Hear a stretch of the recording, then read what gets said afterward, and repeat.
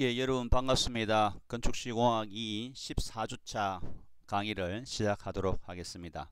14주차는 지난번에 이어서 575페이지, 페이지 575페이지를 펼쳐 주기 바랍니다. 6번 창호 철물부터 수업을 진행하도록 하겠습니다. 575페이지 창호 철물에서 여다지 창의 사용 철물입니다. 보통 경첩, 자유 경첩, 레버터리 힌지, 플로어 힌지, 피봇 힌지, 도어 클로저, 도어 스톱, 함 자물쇠 등이 있는데 최근 많이 쓰는 것하고 이러한 것을 위주로 이야기하겠습니다. 레버터리 힌지는 공중전화 출입문이나 화장실 문, 경량이 칸막이 문 등에 사용이 되고 저절로 닫히지만 150mm 정도 열려 있습니다. 다음에 플로어 힌지는 경첩으로 지탱할 수 없는 중량이 큰 자재문, 무게가 많이 나가는 문의 경우에 쓰이고 주로 현관문에 사용이 됩니다. 피봇 힌지는 문 지도리로 용수철을 쓰지 않고 문 장부식으로 된 것을 이야기하고 일반 방화문이나 중량문 등에 쓰이게 되고요. 도어 클로즈는 도어 체크라고도 하는데 문 위턱과 문짝에 설치하여 자동으로 문을 닫는 장치를 이야기합니다. 여러분 강의실에도 문의 출입문에 위에 붙어 있는 것이 우리가 보통 댐프라고 이야기하는데 도어 클로즈, 도어 체크입니다.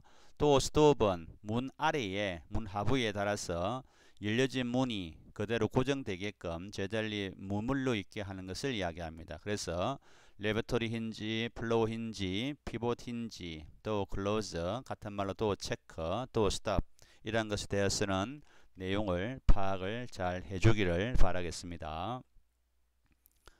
자, 다음에 미석이 창 또는 미닫이 창의 사용 철물은 레일, 호차, 바퀴를 이야기합니다. 오목선거리, 꼬지새, 도, 행거 등이 있고요. 오르내리 창의 사용 철물은 또 다음과 같습니다. 특히 크레센터가 한 번씩 나오는데 크레센터는 여러분들 창에서 보게 되면 이렇게 오른쪽 그림과 같은 것을 이야기합니다. 자, 유리공사입니다. 유리공사에서는 유리의 종류로서는 일반적인 판유리, 보통 판유리라고 하고요. 가장 일반적입니다. 종류로는 맑은 판유리와 서리 판유리가 있고 보통 판유리는 자외선을 잘 투과시키지 못하는 특징을 가지고 있습니다. 다음에 판유리는 보통 가장 중요한 것이 휘인 강도입니다. 조금이라도 휘게 되면 유리는 깨지니까 그 강도를 얼마만큼 지탱하느냐를 이야기합니다.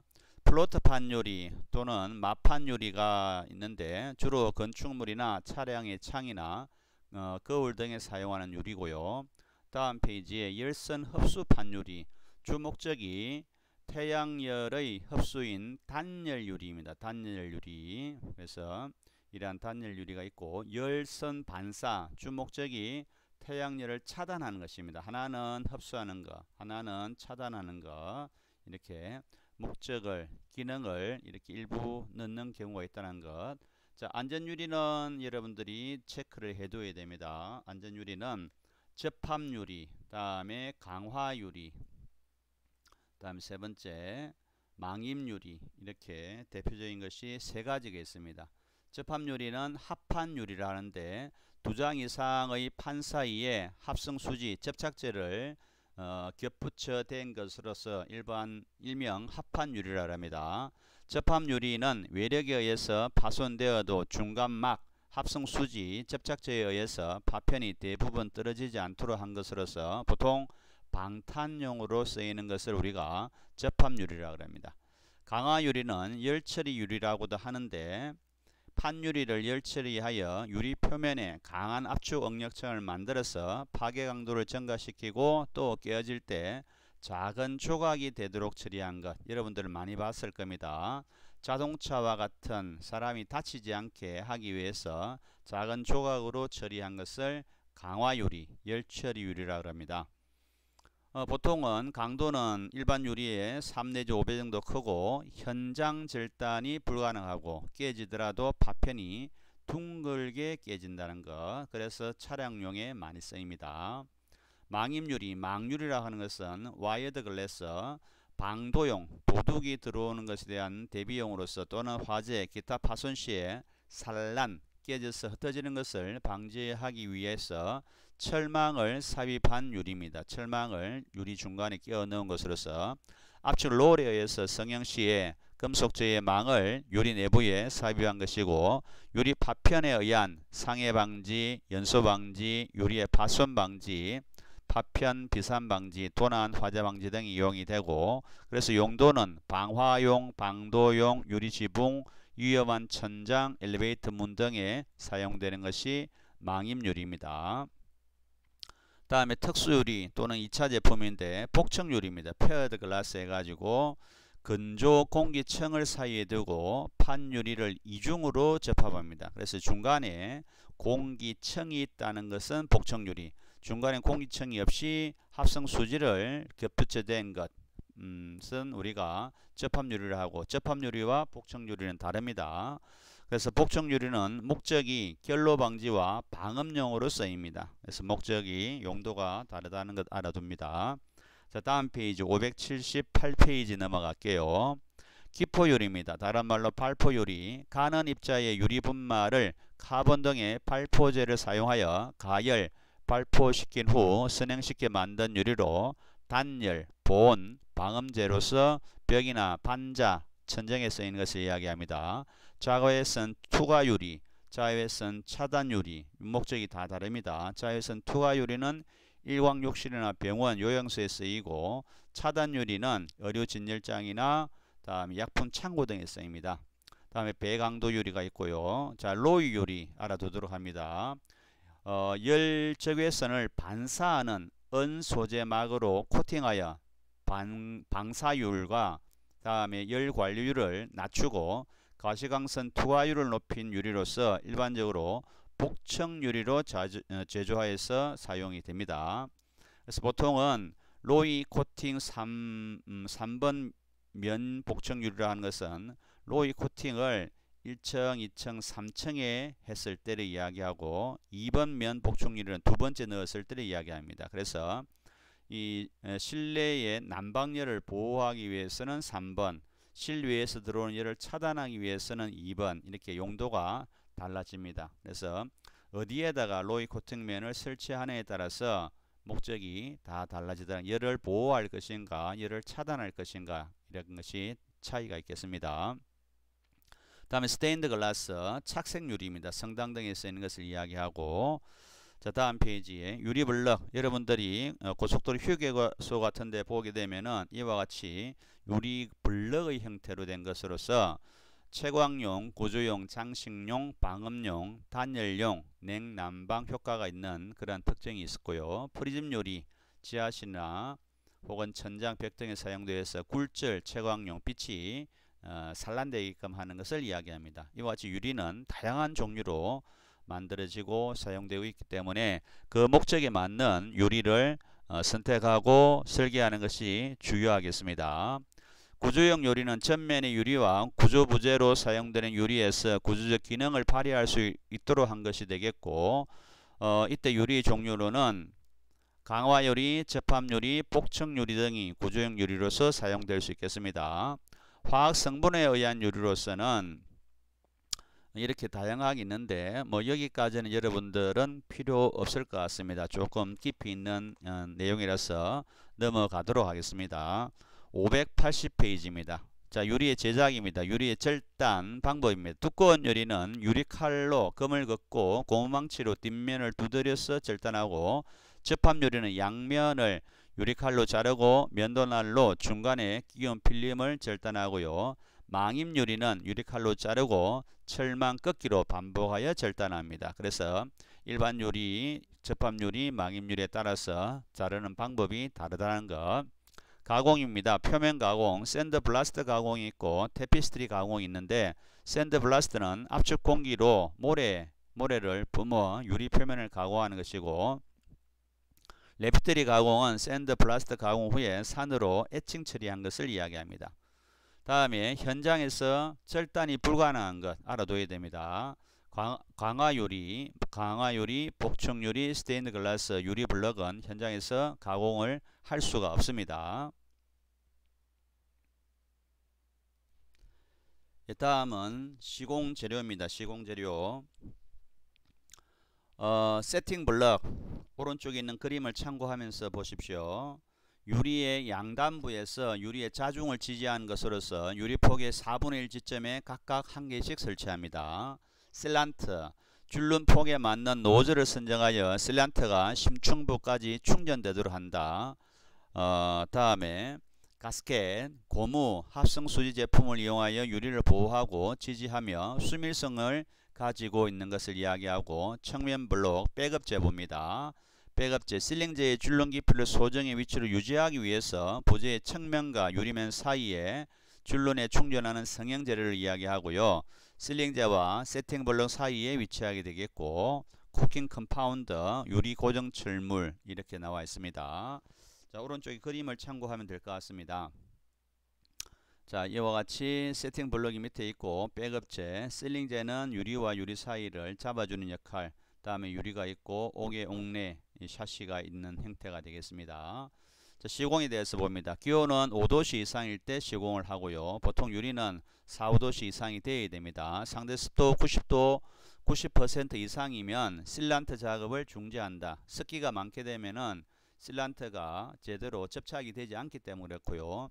배수 구멍은 5mm 이상의 직경으로 2개에 설치하고, 창호의 유리 끼우기는 내부 마감 공사 전에 하고, 복층유리, 접합유리, 망염유리 등의 단부가 습기, 침수구에 노출되지 않도록 해야 되겠고, 세팅 블록은 아까 나왔던 것처럼 유리폭의 4분의 1 지점에 각각 한 개씩 설치하여 유리의 하단부가 프레임에 닿지 않도록 해야 되겠습니다. 본체의 털에 닿지 않게 하라는 뜻입니다. 유리의 설치 공법입니다. 유리 고정형 버티는 탄성 복원형이 적고 목재, 금속재에서 유리를 고정하고 끼울 때 사용하는 비탄성형 성형 시일제를 이야기하고, 장부 고정법은 나사, 철물, 접착 고정법 이러한 것에 2가지 이상을 같이 한 병용 고정법 등이 있습니다. 참고하고, 자, 여기까지가 창호 및 유리공사고요. 문제는 여러분들이 한번 풀어 보도록 합니다. 자, 다음은 12장, 자, PC 공사 및 커튼홀 공사로 넘어가겠습니다. 페이지는 595페이지입니다. 자, 32장 PC 공사 및 커튼홀 공사에 대해서 수업을 진행하겠습니다. 자, PC 공사라고 하는 것은 부재의 일부 또는 대부분을 공장 생산, 공장에서 만들어서 현장에서는 조립만 하는 것을 이야기합니다. 그래서 프리캐스트 콘크리트 부재를 사용하므로 PC 공사, 다른 말로 공장에서 이루어진다는 뜻으로서 공업화 공사라고도 합니다. 그래서 PC 공법은 프리패버, 조립식의 일종입니다. 프리패버는 조립식이란 뜻입니다. 일반적으로 외부 비기 없이 벽면을 구성할 수 있는 특징이 있고요. 요즘은 인력이 부족하기 때문에 그냥 현장에서는 조립하는 형태, 특히 외부 벽면은 거의 대부분 습식 공사가 아니라 이와 같은 조립식, 건식 공법을 쓴다는 것 알아줍니다. 장점입니다. 프리패버 공법이므로 조립만 하면 되기 때문에 공기 단축이 가능하고 천우, 기상에 영향이 적고 현장 노무가 감소되고 대규모 공사의 경우에 원가 절감이 가능하고 품질의 균질성이 기대되고 작업의 시스템화로 능률이 좋다는 것, 즉 공장에서 만들어서 현장에서 조립만 하게 되면 되기 때문에 이러한 장점이 발생할 수 있고요. 단점으로는 공장 생산이다 보니까 다양성이 부족할 수 있습니다. 다음에 초기 투자비가 과다해질 수 있고, 자재 운반거리에 제약이 있고, 양중 장비, 끌어올리는 기계가 필요하고, 접합부의 강도가 부족하고, 기술 개발이나 투자 부족이 우려될 수도 있다는 것. 그래서 제일 큰 특징은 공장 생산 현장 조립이라는 것, 그것이 PC 공법의 가장 큰 키워드입니다. 자, 분류로서는 생산 방식에 따른 분류가 나오는데, 오픈 시스템, 일반 건축물의 부품을 표준화, 모듈화해서 대량 생산하는 방식을 이야기하고, 클로즈 시스템은 특정 건축물의 부품을 사전에 협의해서 계획 생산하는 방식입니다. 이것은 오픈 시스템은 대량으로 만들어 놓은 것을 이야기하고, 클로즈 시스템은 필요에 따라서 생산하는 것을 이야기합니다. 시공방법의 공법에 따른 분류로서는 적층공법, 쌓아 올라간다는 뜻입니다. 적층공법, 내력 벽식 공법, 박석식 공법, 틸트업, 다음에 리프트업, 하프 슬래브 공법, 커튼홀 공법. 가장 대표적인 여러분들이 볼 수 있는 것은 커튼홀 공법입니다. 먼저 적층 공법은 공장 제작된 기둥, 보호, 바닥판, 벽체 등과 마감 공사, 설비 공사 등을 한 층씩 조립화해서 완성하는 공법을 이야기하고, 내력 벽식 공법은 창호 등이 설치된 건축물의 대형 콘크리트 벽체를 아파트 등의 구조체로 이용하는 공법을 이야기하고, 박스식은 하나의 실을 박스 형태로서 쌓아 올라가고 조립하는 공법을 이야기합니다. 다음에 틸트업, 리프트업 여러분들이 한번 보도록 하고요. 특히 커튼홀 공법은 창이 붙은 외벽, 기성판, 벽판을 구조체에 붙여서 건축하는 공법. 쉽게 말해서 외벽은 창호 다 있죠. 그것을 한꺼번에 붙여서 조립해가는 공법을 커튼홀 공법이라고 합니다. 특히 고층 구조물에서는 많이 쓰이는 공법 중에 하나니까 커튼홀 공법 나중에 따로 이야기가 나올 겁니다. 자, 이와 같은 조립에 있어서는 접합부가 가장 중요한데, 접합부에 대한 성능과 품질은 중요합니다. 충전 콘크리트에 사용되는 골재의 종류는 보통 콘크리트를 표준으로 하고, 충전 콘크리트의 설계 기준 압축 강도는 부재의 콘크리트의 설계 기준 압축 강도 이상이 된다. 어떠한 구조물이든지 거기에 충전되거나 접합되는 것은 모재, 원래 있던 부재보다 더 우수한 접착력, 강도를 가져야 됩니다. 어떤 거랑 똑같습니다. 슬럼프는 210mm 이하, 물 결합 재배는 55% 이하, 단위 수량, 단위 시멘트량이 됐습니다. 다음에 충전 모르타르입니다.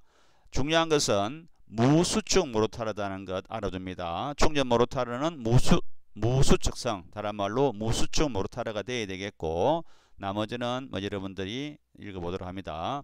접합부 현장 타설 콘크리트의 물 결합 재비는 55% 이하가 표준이고요. 다음에 피복 두께는 설계 피복 두께는 최소 피복 두께 5mm를 더한 값 이상으로 한다. 여기서 가장 중요한 것은 충전 모르타르가 무수축 모르타르다는 것 알아둡니다. 자, 다음 페이지입니다. 부재에 사용되는 콘크리트 배합입니다. 배합 강도는 표준 양생한 공시체의 제령 28일에 대한 압축 강도로 표시하고, 물 결합 재배는 55% 이하, 슬럼프는 120mm 이하로 하고요. 공기량은 3% 이하로 하고, 다만 동결 융해 작용을 받는 경우에는 4 내지 6%로 하고, 단위 수량은 시공연도, 슬럼프가 얻어지는 범위 내에서 가능한 적은 값으로 하고요. 다음에 단위 시멘트량은 단위 체적당 300kg 이상이 되게끔 하고, 잔골재율은 시공연도, 슬럼프가 얻어지는 범위 내에서 가능한 적은 값으로 한다는 것. 자, 접합 방법입니다. 어떻게 접합을 하느냐. 건식, 물을 안 쓴다는 이야기죠. 습식, 웨트 조인트 해가지고 물을 사용하는 것. 쉽게 표현하면은 기계적으로 그냥 조립한다는 뜻이고, 습식은 그 중간에 모르타르나 콘크리트가 채워진다는 뜻을 가지고 있습니다. 오른쪽에 봅니다. 콘크리트 또는 모르타르를 사용하지 않는 용접 접합이나 기계적 접합 등을 이용해서 프리캐스트 부재 상호간을 접합하는 것을 이야기합니다. 다시 말해서 용접 접합이나 기계적 접합을 이용한 접합이 되겠고, 건식 접합을 우리가 흔히 커튼홀 공법이 여기에 들어갑니다. 그냥 현장에서는 조립만 해서 올라간다는 뜻입니다. 주로 장막벽으로서 빌딩의 외벽에 많이 쓰입니다. 가장 대표적인 것이 커튼홀이라고 했습니다.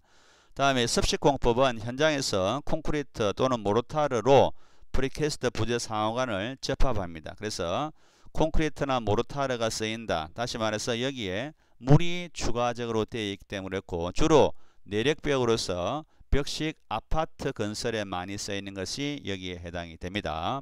접합부의 요구 성능입니다. 제일 중요한 것은 힘을 잘 전달해야 되겠습니다. 응력 전달. 그 사이에 접합부에 물이 새어나와서는 안 되겠죠. 방수성. 다음에 접합이 잘 이루어져서 오랜 기간 사용할 수 있어야 되겠습니다. 내구성. 그 사이로 바람이 새어나오거나 하는 그런 것이 없어야 되겠습니다. 기밀성. 이렇게 네 가지가 접합부의 요구 성능이 되겠습니다.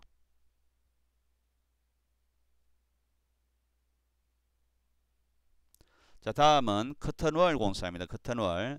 앞서 이야기했던 것처럼 외벽 벽체를 조립하는 것이 되겠는데, 원래 커튼월은 하중을 받지 않는 벽체를 의미했는데, 현재는 좁은 의미로 공장 생산된 부재로 구성된 비내력벽 외벽을 이야기합니다. 가장 쉽게 표현하면 외부의 고층 건물에서 공장에서 외부 벽체를 만들어서 조립하는 그러한 공법을 통칭해서 커튼월 공사, 커튼월 공법이라고 합니다.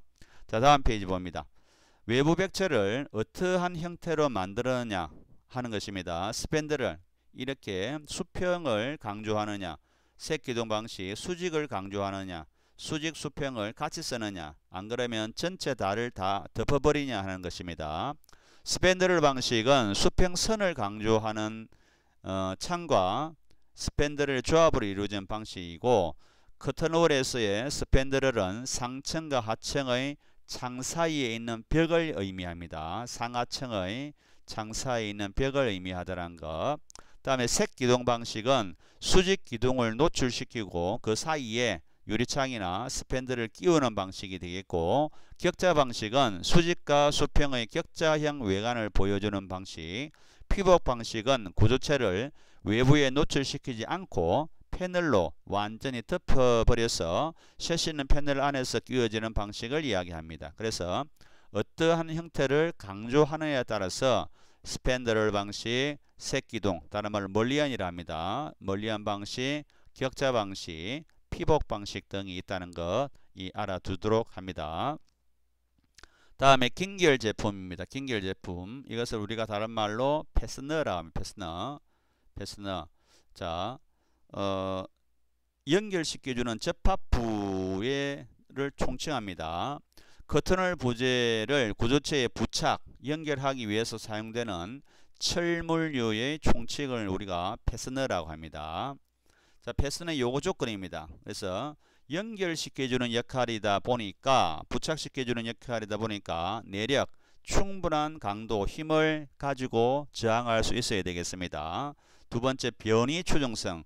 어느 정도 창문이라든지 외벽은 움직일 수 있는 변이에 대한 허용할 수 있는 범위가 되어야 되겠고, 시공성과 내구성, 시공이 유리해야 되겠고, 다음에 시공된 후에 오랜 기간 써야 되겠다는 뜻입니다. 내력, 오른쪽에 보겠습니다.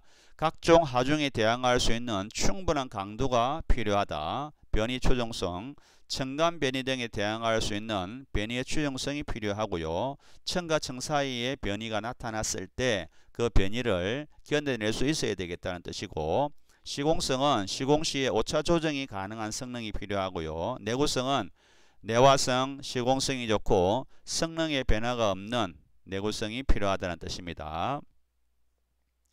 자, 그 다음 페이지 보게 되면은 패스너의 연결 방식입니다. 자, 이 패스너를 어떻게 연결시키느냐 하는 것인데, 슬라이드 방식, 회전 방식, 고정 방식이 있는데, 슬라이드 방식은 패널 하부는 고정을 시키고 상부는 이렇게 어느 정도 이동이 되게끔, 변형이 되게끔 한 것을 이야기하고, 회전 방식은 패널 하부는 P인 지점을 하고 상부는 슬라이드가 되게 한 방식을 이야기합니다. 자연스럽게 회전이 되게끔 한 방식.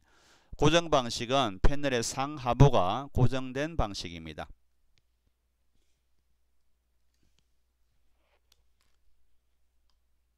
자, 밑에 그림을 참고해 주기 바랍니다. 다음은 커튼월의 검사 및 시험입니다. 커튼월은 실제 커튼월에 있어 가지고 이 시험은 아주 중요합니다. 그래서 실제 커튼월이 외부 벽에 사용이 되었을 때 얼마만큼 잘 견뎌낼 수 있는지를 검사하는 것을 이야기합니다. 풍동시험이 있고요.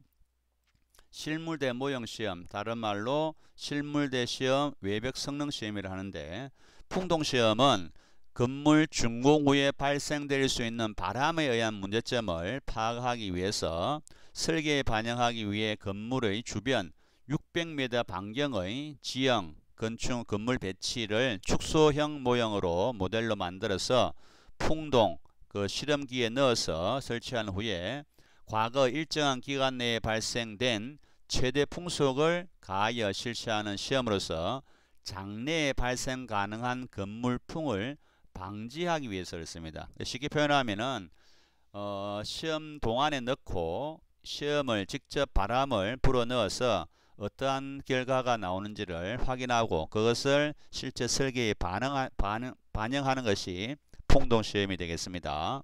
실물대 모형시험은 외기의 영향으로부터 인해 외장재의 성능을 사전에 검토하기 위해 풍동시험을 근거로 설계한 실물 모형 3개를 만든 뒤에 건축 예정지에서 최악의 기후 조건으로 외장재 설치 후에 일어날 수 있는 모든 문제점을 검증해 보는 시험이 실물대 모형 시험이 되겠습니다. 자, 시험의 종류 항목으로서는 예비시험, 기밀시험, 정압수밀시험, 동압수밀시험, 구조시험이 있는데, 예비시험은 설계 풍압력의 50%를 최소 10초간 가압하여 시험 장치에 설치된 시료의 상태를 1차적으로 점검하는 것을 이야기하고, 기밀시험은 바람을 불어서 거기에 바람이 얼마만큼 잘 저항하는지 혹은 바람이 새어서 틈 사이로 나오는지를 하는 것이고, 정압수밀과 동압수밀은 물을 뿌려 가지고 일정한 조건 하에서 물을 뿌려서 그 틈 사이로 물이 새어 나오는지 안 새어 나오는지를 검사합니다. 쉽게 표현하면, 구조시험은 설계 포압력의 100% 단계별로 점검하여 설계 풍압이 플러스 마이너스 100% 아래에서 구조재의 변이와 측정 유리의 파손 여부를 확인하는 것을 이야기합니다. 그래서 이렇게 바람을 불어서 바람이 틈 사이로 나오는지 안 나오는지, 물을 압력을 가해서 부어서 틈 사이로 나오는지 안 나오는지, 다음에 구조적으로는 안전한지를 검사하는 것을 이야기합니다. 자, 1교시는 여기까지 하도록 하겠습니다.